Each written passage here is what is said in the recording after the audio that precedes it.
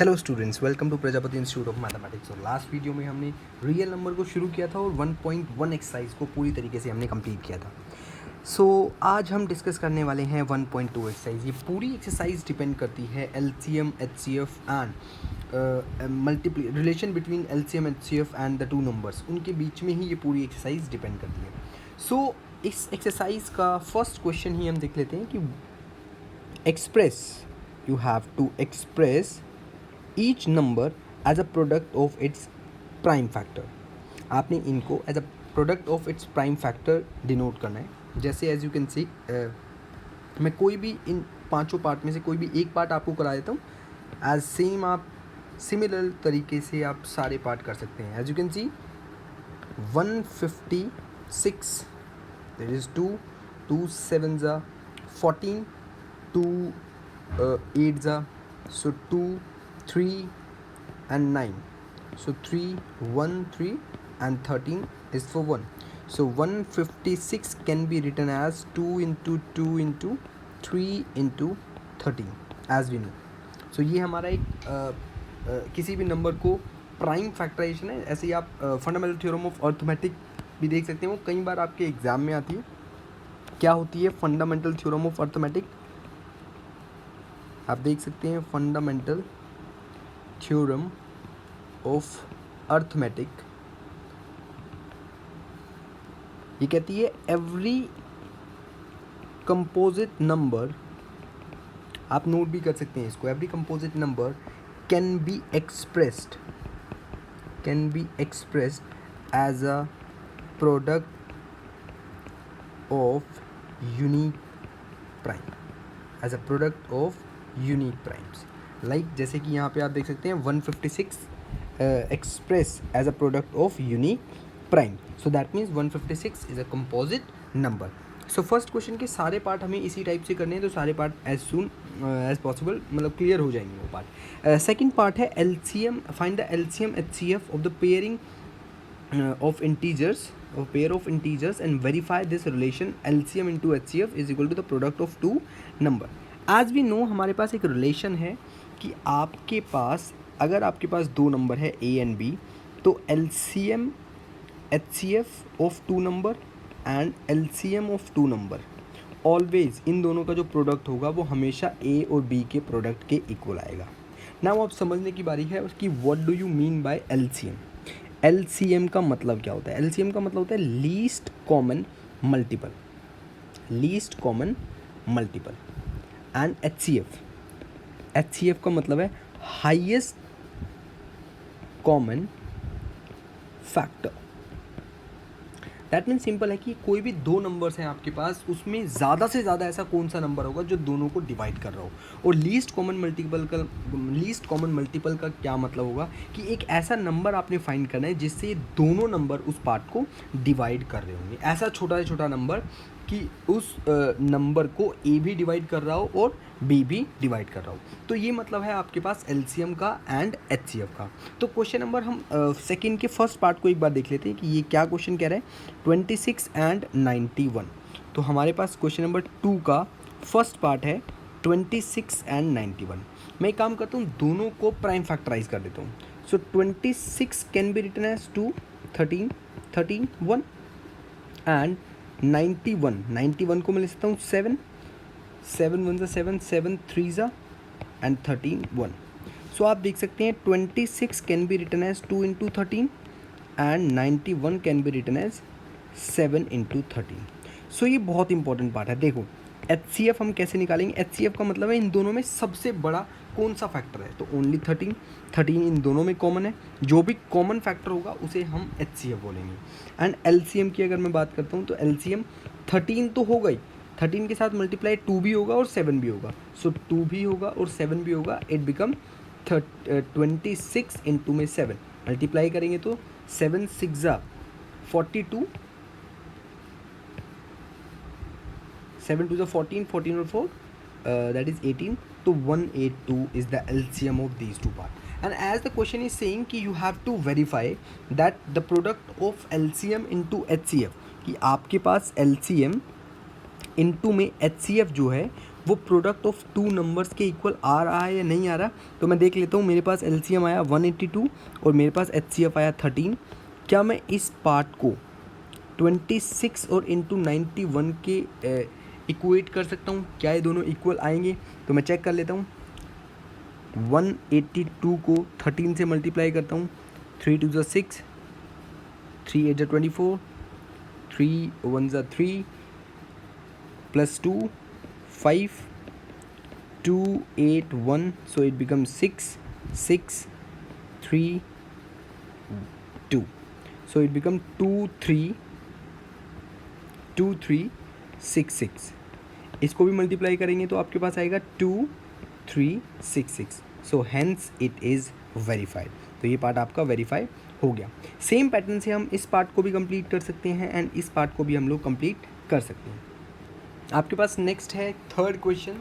Third question कह रहा है कि हमें find the LCM and HCF of 3 numbers. आपके पास 3 नंबर्स दिए हुए हैं। लेट्स सपोज मैं सेकंड क्वेश्चन को उठा लेता हूँ और सेकंड पार्ट को इसका करता हूँ। थर्ड क्वेश्चन का सेकंड पार्ट है, क्वेश्चन नंबर थर्ड का सेकंड पार्ट है हमारे पास। The number is 17 23 and 29। तो as you can see 17 23 and 29। 17 को मैं लिख सकता हूँ 17 इंटू 1 क्योंकि ये एक प्राइम नंबर है। 23 को भी मैं लिख सकता हूँ 23 इंटू 1 एंड 29 को भी मैं लिख सकता हूँ 29 इंटू 1 क्योंकि तीनों ही प्राइम नंबर है। सो HCF what is highest common factor? तो इसमें 1 के अलावा कोई भी हाईएस्ट कॉमन फैक्टर नहीं है। सो that means 1 is HCF and what is LCM? तो LCM 1 तो एज यू नो हो गई, इंटू में 17 इंटू में 23 इंटू में 29। As you multiply this you will get the LCM of this part. So मुझे लगता है ये सेकंड पार्ट है, थर्ड क्वेश्चन का सेकंड पार्ट। तो first part and third part easily same तरीके से ही आपके पास हो जाएंगे। सो क्वेश्चन नंबर 4 आपके वेरीफाइंग रिजल्ट से रिलेटेड है कि आपको HCF दिया हुआ है और 2 नंबर्स मालूम है। You have to find the LCM of this part. So question number 4 is saying that आपके पास नंबर है, 2 नंबर है आपके पास 306 एंड 657। सो 306 एंड 657 और दोनों का LCM आपको निकालना है। You have given HCF is 9। So HCF आपको गिवन है 9। As you know the relation that HCF into में LCM is equal to 306 into में 657। तो आपको मालूम है इन दोनों के मल्टीप्लिकेशन के इक्वल होगा। सो HCF इंटू में LCM वाला पार्ट मैं लिख दूंगा यहाँ पे 9 इंटू में LCM that is equal to 306 into में 657। एज यू नो LCM निकालना है मुझे।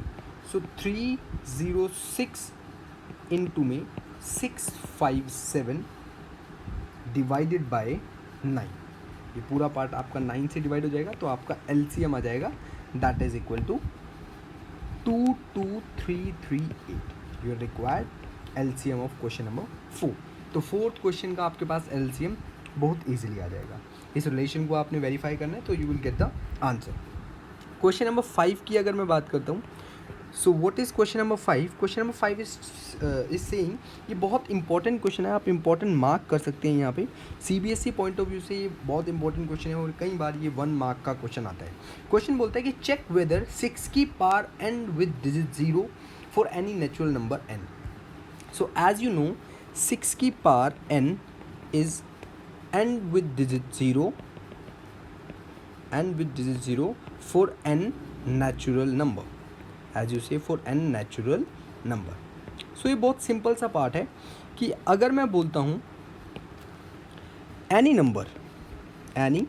number having end with digit 0, कोई भी नंबर है आपके पास जिसके end with digit 0 होगा, must be multiple of 2 and 5। वो 2 का भी मल्टीपल होगा एंड 5 का भी मल्टीपल होगा simultaneously. And as we know 6 की power n is a multiple of 2 but not 5। As we know 6 की पावर n जो है वो 2 का तो मल्टीपल है बट 5 का मल्टीपल नहीं है. That means as you can see 6 की पावर 1 इज 6, 6 की पावर 2 इज 36, 6 की पावर 3 इज 216. तो हमेशा इसके यूनिट डिजिट पे 6 आ रहा है. सो दैट मीन्स 6 की power n never and with digit 0. Same इसी टाइप का क्वेश्चन है वो कई बार आपका आर डी शर्मा का क्वेश्चन है कि 4 की power n can end with digit 0, end with digit 0. आप इसको ट्राई कर सकते हैं. ठीक है, this question is your as a homework question. 6th question को हम लोग देखते हैं, मूव करते हैं नेक्स्ट पार्ट में. Question number 6. क्वेश्चन नंबर 6 आपको कह रहे हैं कि explain why 7 into 11 into 13 plus 13, 7 into 11 into 13 plus 13 is a composite number. So composite number की डेफिनेशन क्या है? कंपोजिट नंबर की डेफिनेशन है कि if a number can be expressed in a form of a into b, ना a equal to 1 हो ना b equal to 1 हो, दोनों ही 1 के इक्वल ना हो, कोई भी डिस्टिंक्ट मतलब 0 भी नहीं होने चाहिए, कोई भी n अगर 1 और दोनों ही 1 ना हो, उसके अलावा कुछ भी हो, जैसे मैं 6 को लिख सकता हूँ 2 into 3. So 6 is a composite number. That means मैं उनको दो नंबर्स के मल्टीप्लिकेशन की फॉर्म में लिख पाऊँ. सो मैं क्या करता हूँ, इस पार्ट में मैं 13 कॉमन ले लेता हूँ और यहाँ से भी 13. सो 13 बिकम 7 इंटू 11 प्लस में 1, सो इट बिकम 13 इंटू में 78. सो दैट मीन्स इस नंबर को मैंने दो नंबर्स के मल्टीप्लिकेशन की फॉर्म में लिख दिया और दोनों ही नंबर 1 नहीं है. सो that means it is a composite number. तो ये आपके पास कंपोजिट नंबर है. सेम ऐसे ही इसका सेकेंड पार्ट है, वो भी हम इजीली कर पाएंगे. That 7 into 6, so that is 7 into 6 into 5 into 4 into 3 into 2 into 1 plus में 5. सो मैं यहाँ से 5 कॉमन ले लेता हूँ. As we can take 5 as a common. तो आपके पास अंदर बचेगा 7 इंटू 6 इंटू 4 इंटू 3 इंटू 2 और प्लस में 1.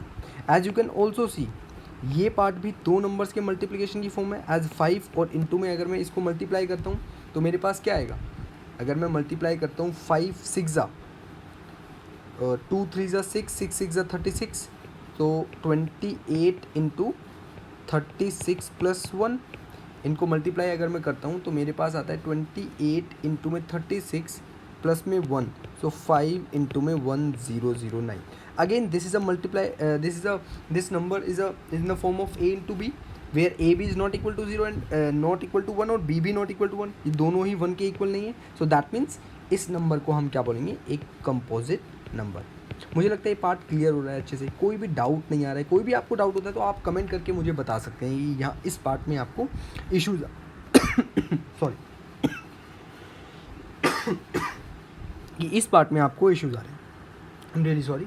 तो 7th पार्ट है आपका, 7th क्वेश्चन है. 7th क्वेश्चन आपको बोल रहा है there is a circular park. आपके पास एक सर्कुलर पार्क है and Sonia takes 18 minutes to drive one round of the field and Ravi takes 12 minutes to take a round.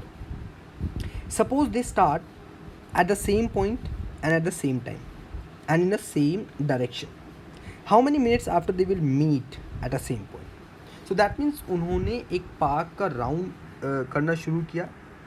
Sonia जो है वो 18 मिनट्स में कंप्लीट करती है राउंड एंड रवि जो है वो 12 मिनट्स में कंप्लीट करते हैं.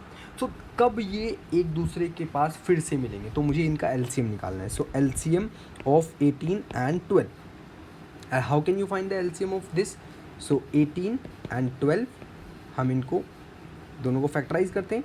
So 2 9 6 2, so it is 9 and it is 3 3 3 1 3 1 1. जैसे ही हमारे पास 1 1 आया तो ये एलसीएम आपके पास आ गया है. This is equal to 2 into 2 into 3 into 3, that means 36. So after 36 minute they will meet.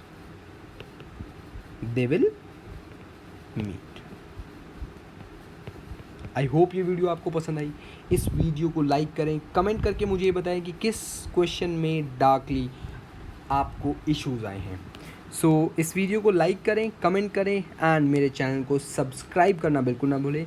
और नेक्स्ट वीडियो आपकी थर्ड एक्सरसाइज की है which is very important for the CBSE point of view. So आप next video को देखें। Thank you students.